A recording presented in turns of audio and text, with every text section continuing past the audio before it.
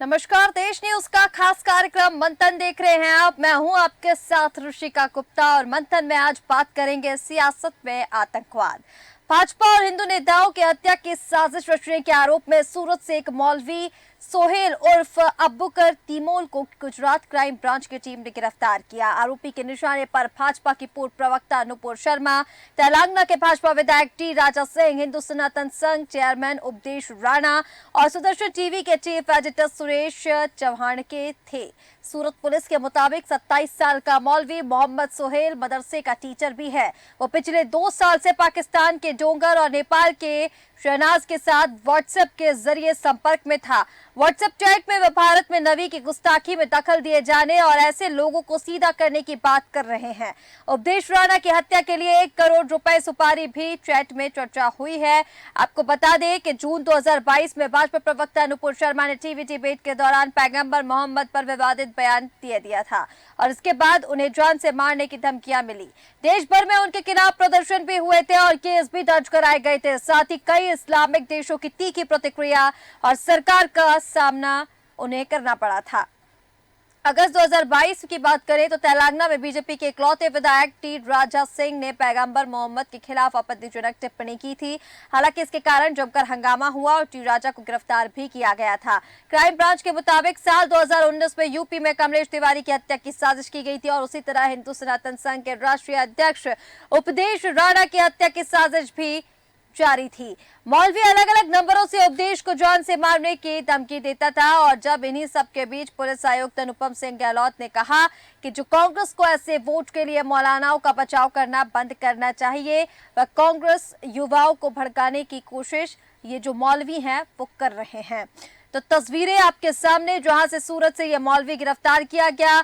लगातार बीजेपी के जो नेता हैं वो हिट लिस्ट में इन आतंकवादियों के थे जिन्हें मारने की साजिश की जा रही थी। 1 करोड़ रुपए की सुपारी ली गई थी और इसी मुद्दे पर चर्चा करेंगे। तमाम मेहमान हमारे साथ जुड़ चुके हैं, उनका परिचय आपसे करा देते हैं। भूपेंद्र चौधरी, भारतीय जनता पार्टी के प्रवक्ता, इसी के साथ अवनीश गौड़, वरिष्ठ पत्रकार हमारे साथ जुड़ चुके हैं। सबसे पहले भूपेंद्र, आप ही के पास में आना चाहूंगी। भारतीय जनता पार्टी के नेताओं को मारने की साजिश, एक बड़ी साजिश रची जा रही थी जिसे गुजरात क्राइम ब्रांच ने देखिए आप मौलवी जो है उनको गिरफ्तार कर लिया है। 1 करोड़ रुपए की सुपारी ली गई थी। किस तरह से पूरे मामले को देखते हैं भूपेंद्र?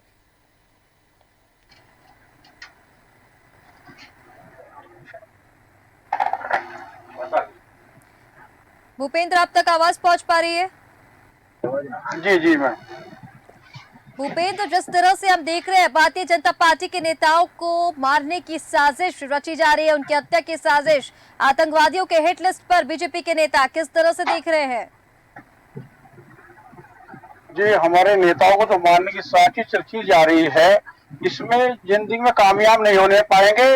इनका मेन मकसद ये है कि किसी भी कीमत में प्रधानमंत्री, हमारे माननीय मुख्यमंत्री प्रधानमंत्री दोबारा नरेंद्र मोदी न बन जाए, उन्हें रोकने के लिए ये साजिश है। अब ये देश पहला वाला देश नहीं रहा कांग्रेस का।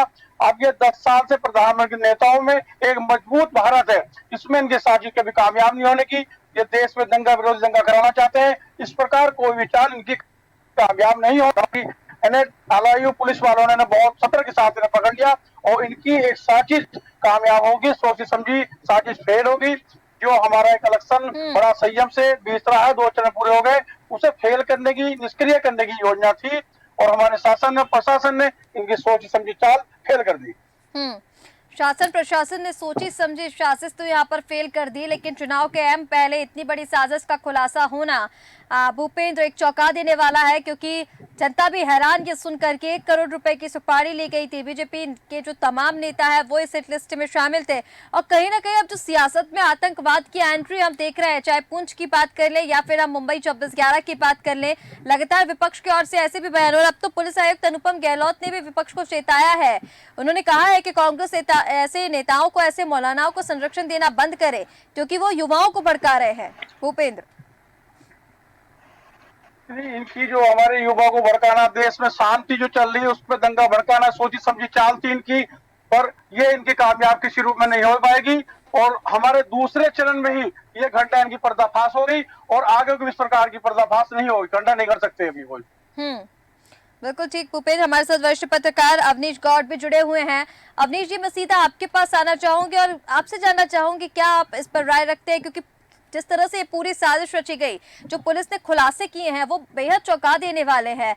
भारतीय जनता पार्टी के जो नेताएं हैं, नुपुर शर्मा की बात कर ले, टी राजा की बात कर ले, या फिर हम उपदेश राणा की बात कर ले, तमाम जो नेता है वो सनातन के एकदम कट्टर सनातनी है और इनको हत्या की जो साजिश है, किस तरह से अवनीश देखते हैं?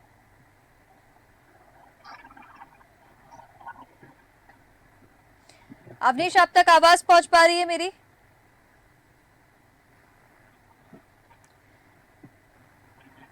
अवनीश जी, आप सुन पा रहे हैं?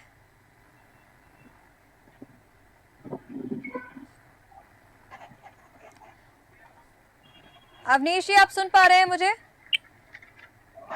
अब आपकी आवाज आई है।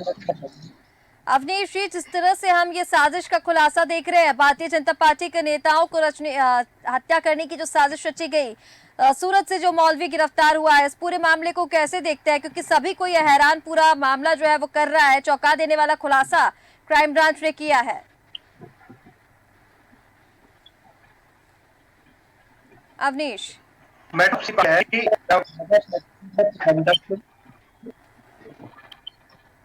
आप मुझे सुन पा रही है? अवनीश, आपसे आपकी आवाज नहीं पहुंच पा रही है। मतलब आप मुझे सुन पा रही हैं?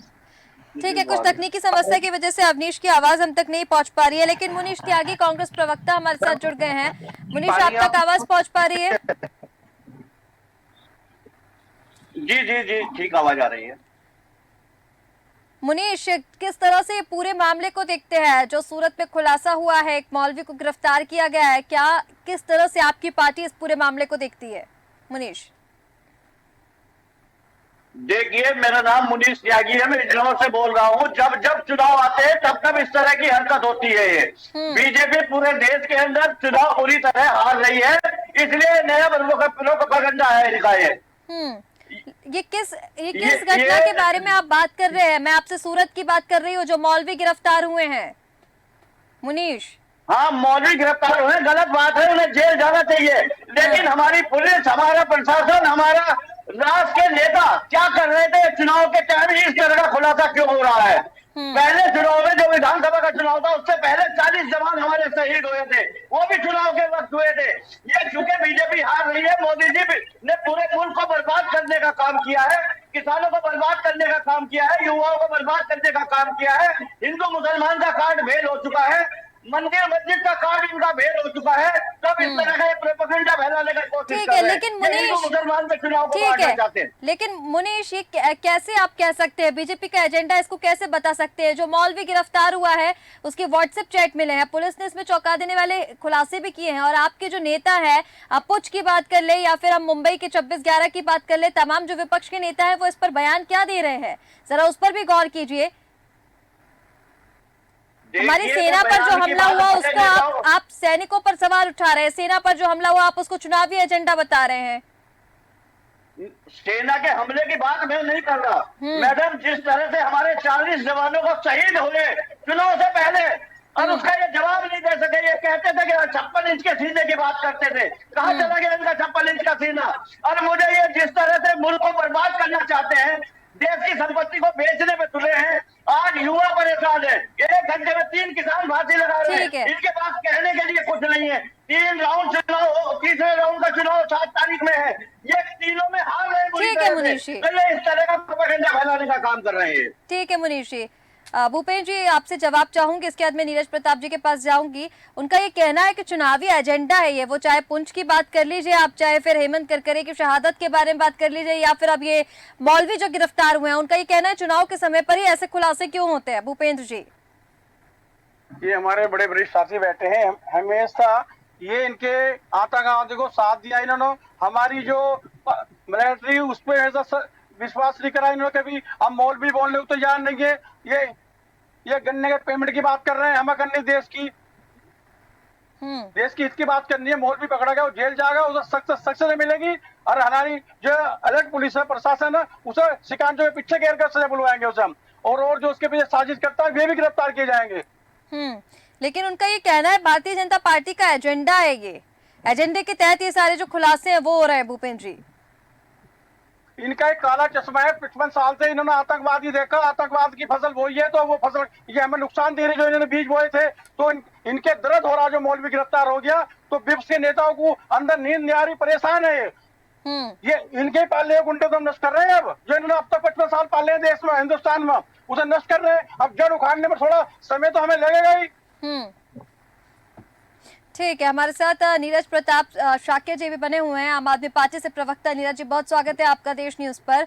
और नीरज जी, आपसे जानना चाहूंगी, आप देखिए जिस तरह से ये पूरा खुलासा हुआ है, मौलवी को हालांकि गिरफ्तार कर लिया गया है, लेकिन चौंका देने वाले खुलासे जो है वो क्राइम ब्रांच ने किए हैं।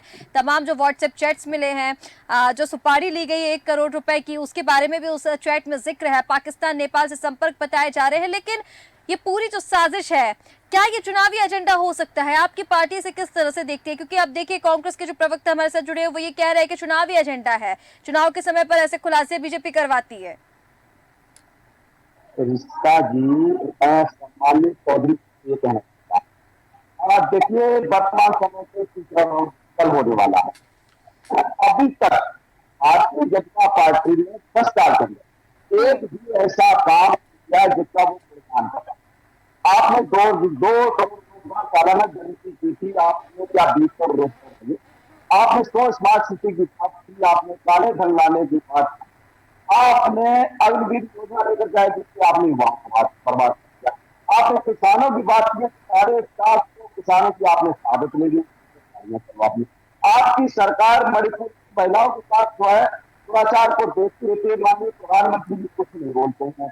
आज आप जो है, देखिए मैं बहुत समय से सोच रहा था कि इसमें इस चुनाव में भी 10 साल के बाद आपको हिंदू मुस्लिम करना पड़ रहा है, मंदिर मस्जिद करना पड़ रहा है, पाकिस्तान करना पड़ रहा है, आतंकवाद करना पड़ रहा है। क्योंकि आम आदमी पार्टी साफ कहती है कि जो भी दोषी है उसको सजा होनी चाहिए, लेकिन किसी निर्दोष को सजा ना हो। अभी आपका थोड़े दिन पहले की बात मैं कर रहा हूं कि जिनके ऊपर पहले अभी दिल्ली में बाढ़ आएगी, क्या गृह मंत्रालय को इसमें जवाब नहीं देना चाहिए? आपने बोला कि दिल्ली के सरकारी स्कूलों में बम है, बात होने लगी, बार बार मीडिया में बात करने लगी, लेकिन आज सरकार के पास मुद्दाहीन सरकार है, इसके पास कोई जनता से ठीक है नीरज जी, मुद्दाहीन सरकार है, तमाम आरोप आपने लगा दिए, लेकिन जो सवाल पूछा था उसका भी जवाब दीजिए जरा। ये जो पूरी साजिश रची गई है, मौलवी की गिरफ्तारी हुई है, इसको किस तरह से आपकी पार्टी का इस पर स्टैंड क्या है, किस तरह से आप देखते हैं? अब हर चीज को आप चुनावी एजेंडा तो नहीं बता देंगे ना? देखिए जो भी दोषी हो उसको सजा मिलनी चाहिए। ऐसा ना हो कि निर्दोष को लंबे समय तक जेल में रखा जाए। मैंने बहुत सारे लोग है कि आज के समय पे जो भाजपा एजेंडा चला रही है, अगर कोई अल्पसंख्यक वर्ग का है, तो एसटी समाज का है, कोई ओबीसी का है, कोई ऐसा है दलित है, पिछड़ा है, गरीब है, उसको न्याय मिलना आज के समय पे मिल क्या हो, सिर्फ उसको आज के समय पे लाखों लोग जेल में अंडर ट्रायल पड़े हुए हैं और उनको कोई पूछने वाला नहीं है। हमें तो लगता है कि ऐसे लोगों को सजा होनी चाहिए जो दोषी है, लेकिन एक भी निर्दोष जेल में अंडर ट्रायल नहीं होना चाहिए। ये मैं चाहता हूँ कि किसी निर्दोष को बाद 20 साल के बाद आप उठाकर कह देते हैं आप निर्दोष हैं, आप बताइए उस 20 साल का हर्जाना कौन देगा? ठीक है नीरज प्रताप जी। अवनीश कौर जी भी हमारे साथ बने हुए वरिष्ठ पत्रकार। अवनीश जी, आप तक आवाज पहुंच पा रही है? पहुंच पा रही है। अवनीश जी, पूरी साजिश जो हत्या की रची गई है, 1 करोड़ रुपए की सुपारी दी गई है, किस तरह से इस पूरे मामले को देखते हैं आप? जो विपक्ष है वो आरोप तो लगा रहा है कि चुनावी एजेंडा है, चुनाव के समय पर इस तरह के जो खुलासे हैं वो भारतीय जनता पार्टी करवाती है। अब चाहे पुंछ की बात ले लें या फिर मुंबई 26/11 की बात ले लें या फिर ये मौलवी की जो गिरफ्तारी हुई है, आपको क्या लगता है, क्या ये वाकई कोई चुनावी एजेंडा है? अवनीश जी, भारतीय जनता पार्टी कोई पार्टी इतनी गिरी हुई नहीं हो सकती कि चुनावी एजेंडे के लिए इस तरह के कार्य करे। आज का प्रकरण देखकर मुझे कमलेश तिवारी का याद आ गई कि जो हिंदू धर्म की बात, हिंदू समाज की बात बड़े दमदार तरीके से रखते थे और उनकी हत्या कर दी गई एक साजिश के तहत। ये जो चल रहा है ये हमारे देश के लिए बहुत घातक है। इन लोगों को ये सोचना चाहिए कि जिस देश में रहे हैं, जिस देश में पले हैं, वहां की संस्कृति को अपनाना चाहिए। हर किसी को अपने धर्म के लिए कहने का अधिकार है, ओवैसी जी अगर मुस्लिम धर्म में पैदा हुए हैं, मुस्लिमों की राजनीति करते हैं, तो मुस्लिमों की बात करेंगे। अगर कोई भाजपा का नेता किसी अन्य पार्टी के नेता है, तो वो जिस पार्टी से बिलोंग करते हैं, जिस पार्टी में उनका वोट बैंक है, वो उधर की तरफ अपना ज्यादा फोकस करेंगे। अब इसमें तो कोई चिढ़ने वाली बात है नहीं। मैं तो समझता नहीं कि इसलिए उनकी हत्या की जाए या किस तरह का हो। इससे बड़ी विकट समस्या ये है कि आज जो ये अबू बकर पकड़े गए हैं, ये धागा फैक्ट्री में प्रबंधक होने के साथ में बच्चों को पढ़ाते भी थे। अब जो इन्होंने पढ़ा उसके अनुसार ये चल रहे हैं अपने जीवन में। अब ये चिंता का विषय है कि इन्होंने बच्चों को क्या पढ़ाया होगा। बिल्कुल ठीक कहा। पुलिस आयुक्त ने भी अनुपम गहलोत की, क्योंकि हम यहाँ पर बात कर रहे थे, उन्होंने ये कहा भी है, क्योंकि वो जो देश के युवा हैं उन्हें भड़काने का काम कर रहे हैं। आतंकवाद तो इस देश में फिर आए गए ही ना। बिल्कुल बिल्कुल बिल्कुल बिल्कुल ठीक है अवनीश जी। मुझे लगता है सबसे पहले मैं एक छोटी सी बात कहना चाह रहा हूँ। मुझे लगता है हमारे देश में सबसे पहले संविधान में थोड़ा संशोधन करके और सरकार को नियम बनाना चाहिए, जिस तरह से चीन में नियम बना हुआ है कि कक्षा 10 तक सभी बच्चों को सेम सिलेबस होगा, है ना। उसमें ना ही तो कोई अपनी मर्जी से किताब पढ़ा सकते हैं, ना ही कुछ, बिल्कुल सेम। हिंदू, मुसलमान, सिख, ईसाई, इंग्लिश मीडियम, हिंदी मीडियम, सब कुछ खत्म, एक सेम सिलेबस। तो अगर सेम सिलेबस होगा, समान शिक्षा होगी, समान पाठ्यक्रम होगा, तो मुझे लगता है कि जो हमारी नई पीढ़ी आ रही है उसकी सोच दाएं बाएं ना जाकर अपनी शिक्षा के ऊपर होगी। बिल्कुल ठीक कह रहे हैं अवनीश जी। कहीं ना कहीं ये जो संशोधन की आप बात कर रहे हैं, अब देखिए जो मौलवी गिरफ्तार हुआ है, क्योंकि वो मदरसे में पढ़ाता भी था, तो सवाल लाजमी है, ये जनता भी हैरान है कि वो क्या बच्चों को पढ़ाता होगा। आतंकवाद को कहीं ना कहीं बढ़ावा तो दिया ही गया है। लेकिन मैं आपके पास आना चाहूंगी, हमारे साथ कांग्रेस प्रवक्ता भी बने हुए हैं मुनीश त्यागी जी। मुनीश जी, अब आप कह रहे हैं कि चुनावी एजेंडा है, लेकिन चुनावी एजेंडा कैसे? अब जो मौलवी गिरफ्तार हुआ है वो मदरसे में पढ़ाता भी था। अगर इस तरह की जो साजिशों में वो संलिप्त है, पाकिस्तान के उसके कांटेक्ट है, नेपाल के उसके कांटेक्ट हैं, तो बच्चों को क्या पढ़ाता होगा? कहीं ना कहीं देशद्रोही के जो विचार है, विचारधारा जो है, वो बच्चे उसमें पढ़ ही रहे होंगे, शिक्षा तो ले ही रहे होंगे। मुनीश जी देखिए, ये गलत बात है। इसने जो किया है ये पाप है। इस तरह के मौलानाओं को जेल होनी चाहिए, चाहे वो हिंदू हो, मुसलमान हो, सिख हो, ईसाई हो। फिर चुनावी एजेंडा कैसे हुआ? रहने की नहीं है वो जेल में। फिर चुनावी एजेंडा कैसे हुआ? इसलिए हुआ, हाँ वो मैं जवाब दूंगा। जब चुनाव आता है तब इस तरह की घटनाएं जो उजागर होती हैं। आज युवा क्या कहाँ खड़ा है, किस चौराहे पे खड़ा है? जितने पेपर हुए सारे आउट हुए। मंदिर मस्जिद का मुद्दा इनका फेल हो गया। 1 घंटे में 3 किसान फांसियां लगा रहे, ये जवाब नहीं दे पा रहे। मुझे तो ये शेर भी याद आता है, ये जमीन बेच देंगे, ये गगन बेच देंगे, ये कली बेच देंगे, ये चमन बेच देंगे। कलम के सिपाही अगर सो गए मेरे वतन के वसीहा वतन बेच देंगे। ये जिस तरह से मुल्क को चलाना चाहते हैं, इसमें जवाब नहीं बन पा रहा। ठीक है, कोई नया मुद्दा लेके आते हैं, इस तरह का लोगों का ध्यान। ठीक है मुनीश जी, भूपेन्द्र जी बने हुए हैं, वो आप ही की बातों का जवाब देंगे। भूपेन्द्र जी जल्दी से मुनीश जी की बातों का जवाब दीजिए। वो ये कह रहे हैं, उनकी बात का जवाब दे दीजिए, क्योंकि बार बार वो ये कह रहे हैं कि चुनाव के समय पर ही ऐसे खुलासे होते हैं, जो दोषी है उस पर कार्रवाई होगी, लेकिन चुनाव के समय पर क्यों? कांग्रेस के पास कोई मुद्दा तो है नहीं, मुद्दाहीन पार्टी हो गई है। अभी तक इन्होंने मौलवी के खिलाफ एक लफ्ज नहीं बोला है कि उसकी गिरफ्तारी होनी चाहिए या उन्हें दंड मिलना चाहिए। कहीं को जल्लूस निकालना, केवल बीजेपी को कह रहे हैं इस चीज को। हम उन पर सख्त कार्रवाई करेंगे, ऐसी करेंगे, एक वो बना के मैं आज जो आगे कोई घटना ना कर सके सरकार की। ये तो मुद्दा इनके पास के इलेक्शन लड़ने को तो कोई मुद्दा है नहीं, इस मुद्दे को लेकर बैठ गए हैं। अभी तक टुकड़े गैंग से जुड़े हैं कांग्रेस वाले ये, और इनके पास कैंडिडेट नहीं किसी प्रकार का, केवल ये हार चुके हैं, इसलिए उल्टी सीधी बात करते रहते हैं। और हम ये वादा करते हैं इन्हें मौलवी तक ऐसी जांच करेंगे कि वो बनेगी, नजीर बनेगी कि अगला कोई कदम न उठाएगा इस प्रकार का। हम सारे मुस्लिम इनके जितने मदरसे हैं उनकी जांच कराएंगे और नीचे लेवल तक की जांच कराएंगे। ठीक है भूपेन्द्र जी, लेकिन कहीं ना कहीं जिस तरह से अब ये बात सामने आ रही है, विपक्ष जो आरोप लगा रहा है हैरान कर देने वाला है। क्योंकि अब पुंछ में अगर हम कोई घटना देख रहे हैं, जो हमारी सेना है उसके ऊपर अगर हमला हुआ है, तो वो ये बता रहे हैं कि चुनावी एजेंडा, चुनावी स्टंट है। आपके जो नेता हैं मुनीश जी वो बता रहे हैं। मैं नीरज प्रताप जी आपके पास आना चाहूंगी। जिस तरह से सियासत में आतंकवाद की एंट्री हो रही है, मैंने पहले भी कहा, क्योंकि आप बात कर रहे हैं कि बेरोजगारी, रोजगार, महंगाई, ठीक है, आप ये बात कर रहे हैं, पर जो आतंकवाद की एंट्री हो रही है इसको किस तरह से आपकी पार्टी देखती है? क्या पुंछ में जो हमला हुआ वो चुनावी स्टंट था, जिस तरह से विपक्ष के नेताओं ने कहा है, या फिर 26/11 को लेकर जो आप हेमंत करकरे पे बात कर रहे हैं, उनकी शहादत को लेकर कि पुलिस अधिकारी की गन से गोली लगी, हालांकि वो केस जो है उस पर जांच हुई थी, ये बात तब भी सामने आई थी और तब भी क्लियर हो गया था वो केस, उसके बाद आप इस मुद्दे को उठाना क्या ठीक है? क्या ये चुनावी स्टंट है? यश प्रताप जी, इसका जी जिस तरह से हमारे भाजपा के प्रवक्ता जी कह रहे हैं, चौधरी जी, देखिए जो पुलवामा हमला हुआ, 40 से ज्यादा शहीद हमारे सैनिक हुए, और उसके बाद हुआ क्या? क्या उसकी जांच हुई? जो आदेश आया माननीय प्रधानमंत्री जी ने चुनाव के समय पे पुलवामा पे कहा, जवानों से, लोगों से कहा हमारा पहला वोट पुलवामा के नाम से होना चाहिए। क्या प्रधानमंत्री जी को ये बात समझ देती है? आज आपने 10 साल शासन कर दिया है और आप अभी भी लगे हुए हैं। आज अभी भी ऐसे मुद्दे आए हैं। आज का प्राइम टाइम बेरोजगारी के मुद्दे पर होना चाहिए था, इलेक्ट्रॉनिक बंद के ऊपर होना चाहिए था।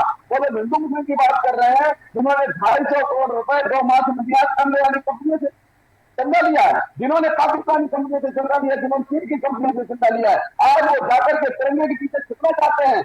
मैं उनको बताना चाहता हूं कि आपकी जनता आपकी साल समझ चुकी है। 2 चरणों के चुनाव में इंडिया गठबंधन से बहुत ज्यादा आगे निकल चुका है और अगले चरणों में न जाने कौन कौन से उन जुलूम मुद्दे लाएंगे। लेकिन मेरी आपसे गुजारिश है, देशवासियों से गुजारिश है कि इनको बेरोजगारी से, युवाओं के रोजगार से, महिला सुरक्षा से, विदेशी कर्जा से उन्होंने 55 लाख करोड़ रुपए से 205 लाख करोड़ रुपए कर दिया है। आज माननीय प्रधानमंत्री जी कर्मचारियों को टिकट दे रहे हैं, तो आपका रमन्ना जी ने बलात्कार करने के बाद हजारों लड़कियों का ठीक है। यश प्रताप जी, आप कहीं और ही लेकर जा रहे हैं बात को। हमारे साथ अवनीश जी भी बने हुए हैं, वरिष्ठ पत्रकार। अवनीश जी, अब जिस तरह से सियासत में आतंकवाद की हम एंट्री देख रहे हैं, ये कितनी लाभकारी है सियासत के लिए या फिर कितनी घातक है? क्योंकि जिस तरह से हम लगातार देख रहे हैं, अगर कोई हमला हो रहा है तो उसको बताया जा रहा है कि चुनावी स्टंट है। क्या ये वाकई उस नजरिए से देखना चाहिए कि ये चुनावी स्टंट है? मैडम, ये जो इस समय राजनीति में आतंकवाद आ गया, ये राजनीति के लिए कितना लाभदायक है ये तो कहना मुश्किल है, लेकिन देश नुकसान।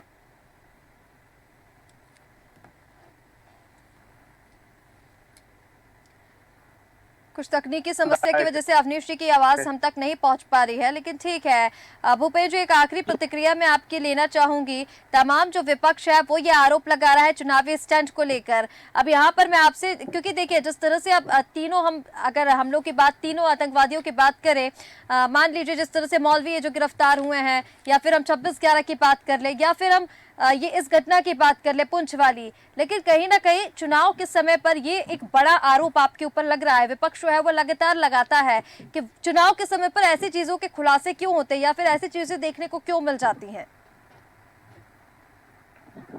लश्करी तैयबा जो पड़ोसी देश हैं, ये यहाँ कुछ घटना करने की कोशिश करते हैं, उसे हमारी जो प्रशासन है वो पकड़ ले हैं। ये दिक्कत आ रही है, कुछ नहीं आ रही।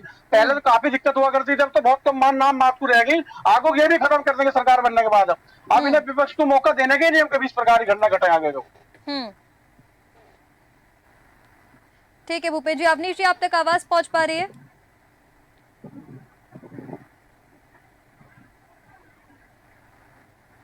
आपको मेरी आवाज? हाँ अवनीश जी, अपनी बात पूरी कीजिए। क्या ये वाकई एक चुनावी स्टंट है? चुनावी स्टंट नहीं कहा जा सकता। मैंने पहले भी कहा है, कोई भी राजनीतिक दल इतना निचले स्तर पर आकर राजनीति नहीं कर सकता जहां देश हो। और आज की एंट्री राजनीतिक दलों के लिए फायदेमंद नहीं कहना मुश्किल है, लेकिन जहां तक मैं देश के लिए बहुत खतरनाक है, क्योंकि पक्ष विपक्ष में इन आतंकवादियों कहीं ना कहीं ओपन मिलती है राजनीतिक दलों से, और इनके हौसले बुलंद होते हैं, जो चीज देश के लिए नुकसानदायक है। मैं समझता हूं कि आतंकवादी कोई भी हो, किसी भी दल को उसका समर्थन नहीं करना चाहिए। देशों में ऐसे नियम बने हुए हैं कि उनकी संपत्ति जब्त करी जाए, उनकी नागरिकता खत्म कर दी जाए और उन्हें फांसी दी जाए। बिल्कुल ठीक कहा अवनीश जी, क्योंकि कहीं ना कहीं हमारे जिस तरह से ये पूरी आतंकवाद की एंट्री हम सियासत में देख रहे हैं, देश के लिए बेहद घातक ये होती नजर आ रही है। आप सभी मेहमानों का हमारे साथ जुड़ने के लिए बहुत शुक्रिया। तो लगातार अब देखिए सूरत से ये जो बात सामने आ रही है, भारतीय जनता पार्टी के नेताओं की जो हत्या की साजिश रची जा रही थी, उसमें सूरत से गुजरात क्राइम ब्रांच ने एक मौलवी को गिरफ्तार किया है, जिसके पास से तमाम सबूत मिले हैं। व्हाट्सएप चैट से लेकर जो 1 करोड़ रुपए की सुपारी ली गई थी उस तक की जो जिक्र है उस व्हाट्सएप चैट में मिला है। अब कार्रवाई इस पर होगी, लेकिन कहीं ना कहीं इस पर सियासत जो गरमाई है, अनुपम गहलोत जो है पुलिस आयुक्त, उनका यह कहना है कि कांग्रेस के ऐसे मौलानाओं को संरक्षण देना बंद करना होगा, क्योंकि ये देश के लिए घातक है, देशद्रोही ये करार देते हैं और देश के युवाओं को भड़काने का काम कर रहे हैं। फिलहाल हमारे इस खास कार्यक्रम मंथन में इतना ही। आप बने रहे देश न्यूज के साथ। नमस्कार।